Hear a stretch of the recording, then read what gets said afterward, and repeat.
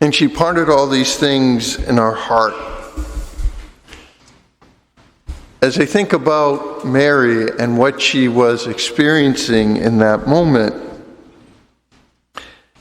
it does speak to me about how important it is what we learn in our lives and who we learn them through, and how we can come and should ponder at times at those things in our hearts.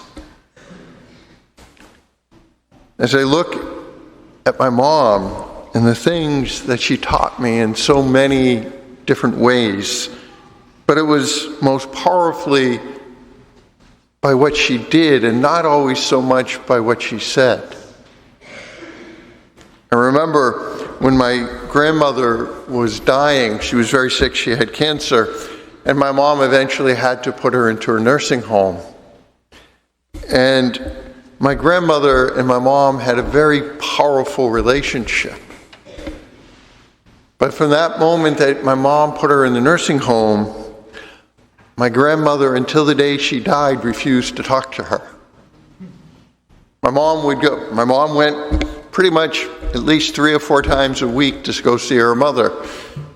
And my grandmother's hearing aids were attached to her glasses. And as soon as my mom walked into the room, she'd take off her glasses and turn her face to the wall. And my mom would just sit there and still talk to her, stay for a couple of hours, because she knew my grandmother needed to be angry at someone for what was happening in her life. Somewhere she had lost complete control, a woman who was very much in control. And so my mom just took that anger upon her, because my grandmother knew my mom would never abandon her, no matter what she did. But I also know in that moment how much it broke my mom's heart not to be able to connect with her mother during that time. And then I saw how she cared for my Aunt Abu. That was a nickname, not her real name. This was not her aunt, it was my father's aunt. But my mom, as my aunt got older, and when my aunt's brother died, my uncle died, who they lived together, my mom sort of stepped up and took over the care that he had been doing. She made it so that her kids would come and clean the house for my aunt because she couldn't do it any longer. And she visited my aunt every week to make sure she got everything that she needed. And even when it was time to put my aunt in the nursing home, because she really just couldn't care for herself anymore, my mom was there every week visiting her and supporting her. And then again, I saw that same care and concern when my father died, when my father was sick. And the one thing my mom was never going to be was a nurse, and yet she learned how to give my father drugs intravenously, how to take his temperature properly, how to change his bandages in just the right way, to take his blood pressure and all these other things so she could keep him at home. And she cared for him until he died. And shortly right after that, a friend of the family got pancreatic cancer, and my mom took her into her house and cared for her until she couldn't any longer. And as I ponder on these things that my mom did for so many people in her life, how she came to treat her family and how important it was to be there for them, it does not surprise me how my siblings and myself are there now for my mom as she's going through something very similar. And I understand better today what my mom was going through in all of those situations. How hard it is to see someone you love slowly deteriorate before you when there's nothing you can do. But ultimately, as with Mary, I ponder on these things and I recognize it comes down to one thing that John spoke about to us today. It is the true meaning of love.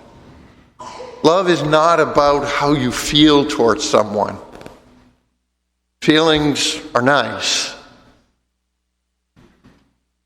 but they don't really do much. True love is expressed through action. And that is what my mom did through most of her life, is to act in love. And that is what she has taught us to do, her children, in the same way. And ultimately, that is what at the heart of family is. It's not that the Holy Family was perfect or that everything went easily for them, because we know it didn't. And Jesus was born in a stable and placed in a manger. Shortly after that, they had to go on the run, basically. And of course, Mary and Joseph had to figure out how to raise the Son of God. Nothing was simple or easy in the Holy Family, but what got them through it ultimately was love. Not love that was felt, but love that was expressed and experienced. And that is what we are called to. Not to perfection, not to everything going well, because Jesus never guarantees that. And ultimately, I think some words from Paul can truly help us to understand what it means to live that holy family. And it is this which my mother showed in so many circumstances, and which is what we are called to do ourselves. Put on as God's chosen ones, holy and beloved, heartfelt compassion, kindness, humility, gentleness, and patience, bearing with one another and forgiving one another. If one has a grievance against another, as the Lord has forgiven you, so must you also do. And over all of these, put on love, that is the bond of perfection. And as I look at what my mom did in those situations that were so hard and difficult, she showed compassion, kindness, humility, gentleness, and patience. And through that, expressed the love that she had for those she was caring for. And ultimately, that is what we're called to learn in family life. May we come to seek to do just that. May we seek to truly have that holy family. Not a family of perfection, but a family that is truly heartfelt compassion, kindness, humility, gentleness, and patience, bearing with one another. And all over those, putting on love, the bond of perfection.